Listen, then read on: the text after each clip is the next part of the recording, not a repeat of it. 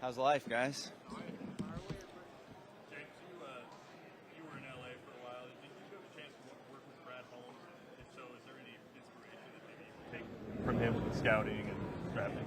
No, I did have the chance to work with Brad. He was the college director when I first joined as Les's assistant and learned a ton from him, really just about the landscape of scouting from the bottom all the way to the finished product. And there is absolutely some things that I'll carry forward from him, knowing that, he's had a lot of success in Detroit, and he's leaned into a lot of the things that we've already began preaching as a part of what we'll prioritize in players and make it so that, top of mind is intangibles, and we'll remain rooted in that moving forward.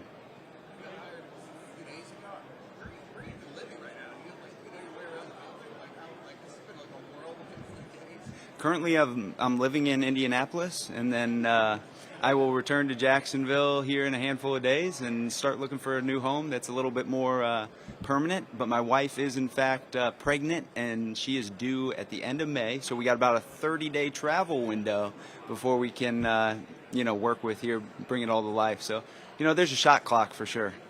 What do you look for in an interview with a player?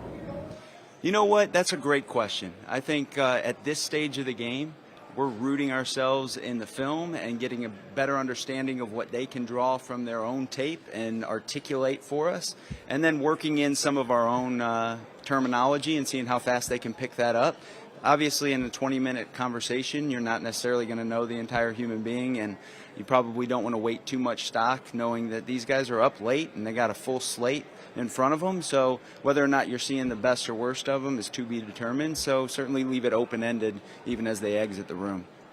Hey James, the Rams haven't really come to the Combine in the last few years. I'm just curious, what do you think that you guys are going to get out of it here this year with this team? Yeah, so with that, I haven't been to the Combine since 2019, but there's an extreme value to the Combine and the event that's put forward. Now, with that, I think the fact that we're a new coaching staff, a new general manager working with our scouting staff, this is a great opportunity for an offsite and just build some of the connective tissue that otherwise wouldn't necessarily exist because we'd just be in our normal mode of operation in Jacksonville. So we're already meeting today, tomorrow, and beyond with our pro scouting staff and our coaching staff, working through the initial conversations around our roster as well as the pro free agent landscape, while also working in some of the conversations that are specific to the draft. So it's a great dynamic at this stage, and really looking forward to more that comes with the rest of the week. Just from your perspective, what kind of coach is Liam, and what can players kind of expect to get out of him? He's an elite communicator, and I think that bridges a lot of gaps. But when it comes to his offensive philosophy, the marriage between the run and the pass, the multiplicity of the screen game, the variety of the run game, he gives this team a notable edge, and I think that that's something that everybody's going to appreciate. Coming into this stage of the process, what's an area where you feel like you can put your stamp on this draft process, even though it's a little bit late in the calendar? Yeah, I don't think the timing is going to impact it at all. I do think that the disciplined approach to prioritizing the things that you've probably heard me say over and over at this point is going to be something that I think everybody's going to appreciate, both players, coaches, and staff. We saw the Commanders in the race virtual reality technology. I was curious if that's something you can look into and unorthodox methods of improvement.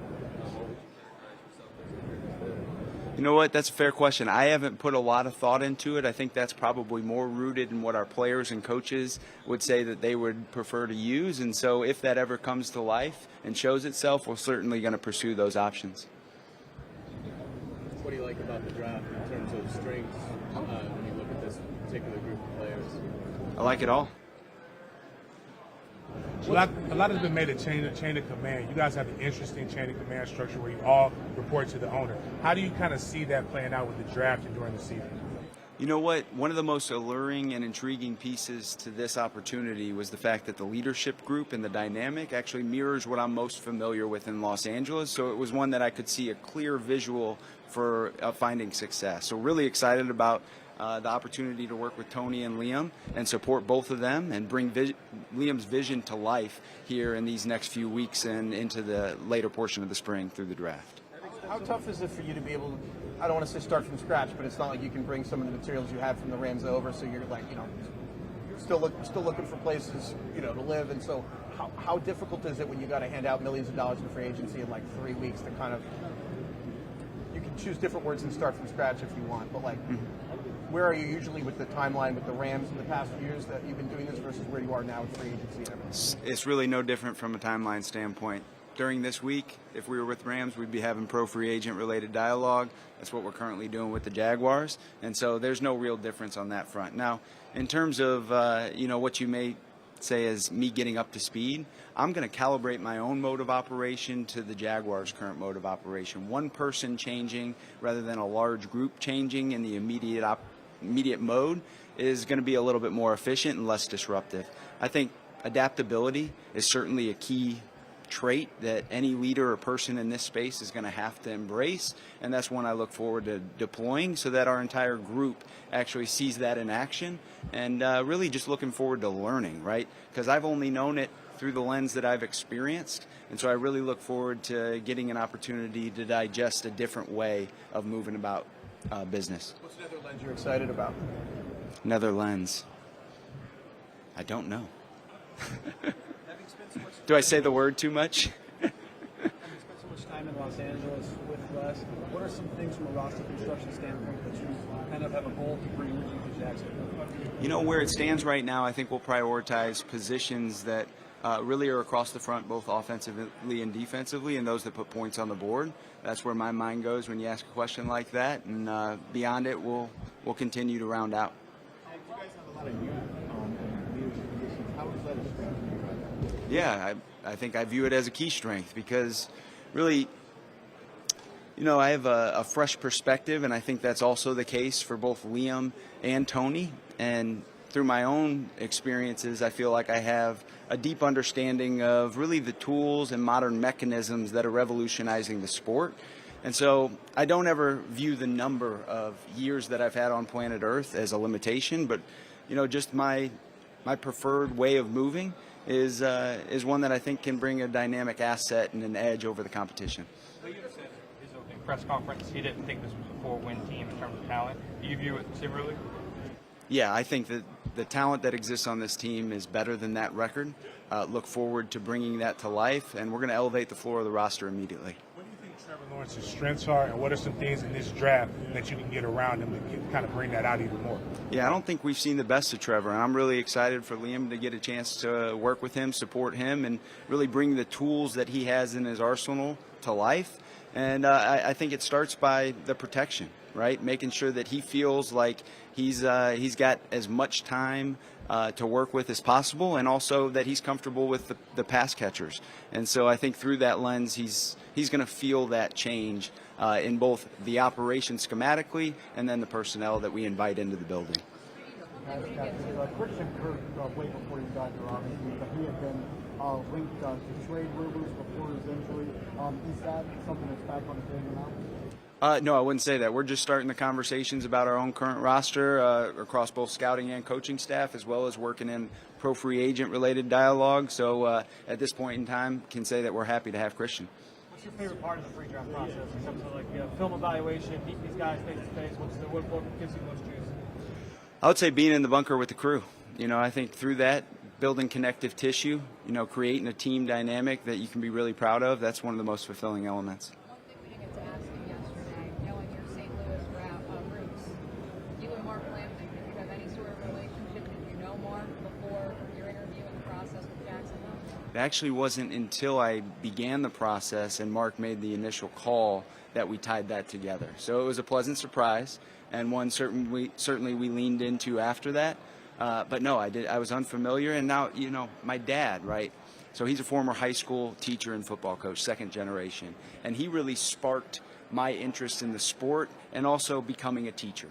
And so I was rooted in my high school from a young age, actually wanted to return there, and my dream was to be the head coach there, just like my dad, eventually become the athletic director, and 1 year into that had pivoted to go work with my father after he came out of retirement at another school. Now, very lucky in that the same day that I arrived on campus, Les Snead and Logan Snead arrived to sign up for our football program. Now, through that, I do remember, now that I think back, but didn't know it at the time, Mark's name up on the walls throughout Vianney High School. So it's flashing back, but was never something that I was actually aware of even prior or thinking about. He made the initial call to you, though? Yes. Yeah, he was leading the process and lining up interviews, etc. Yeah.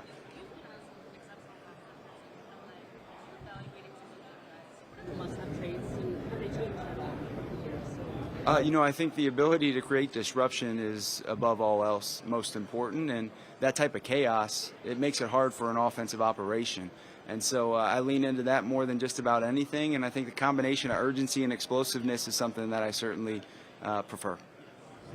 James, considering the Jonah Jackson situation in Los Angeles, how will that affect how you approach the Jaguars' offensive line this season? Won't speak to Jonah exactly because he's not on our roster, but I do think that by addressing the interior, that setting the dish for a quarterback is something that can be really helpful to their success. What do you think about the running back position in the state in the NFL right now? For a little while, it seemed like it was being devalued, and last year we saw a little bit of a resurgence. Do you think that's a trend that's going to continue, or Saquon and Derrick Henry's success with that kind of just It certainly feels like it's a shift. It's certainly going to be something that we prioritize. You can see the success that Liam had last year in the running game. It's certainly something we value. I think that the landscape of the NFL is ever evolving, and you're always finding ways to maybe exploit some inefficiencies on the opposite side of the football, and that might be something that is showing itself here for people. Do you think this is a deep running back class? If you got to watch any of the prospects as far as running backs? I think it's a very deep running back class. The defense in LA was pretty dirty, pretty nasty.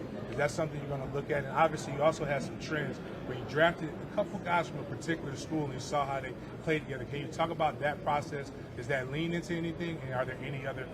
Are you going to do that here in Jacksonville? I definitely think there's merit to that. I think that building on that type of momentum makes life easy. It makes it so that there's an immediate impact. Anybody that's doing something alone, it's usually a little easier when you're working in combination with somebody that you're aligned with and know you can work off of. So it'll definitely be something, if the opportunity ever presents itself, that we would love to bring to life in different ways. And then what was your first part of your question? I'm sorry. Just talk about the defense that you had in LA. But you basically answered everything. I got you. No, we'll be an urgent and explosive bunch on defense. It'll certainly be a shift from what our fans probably saw last year.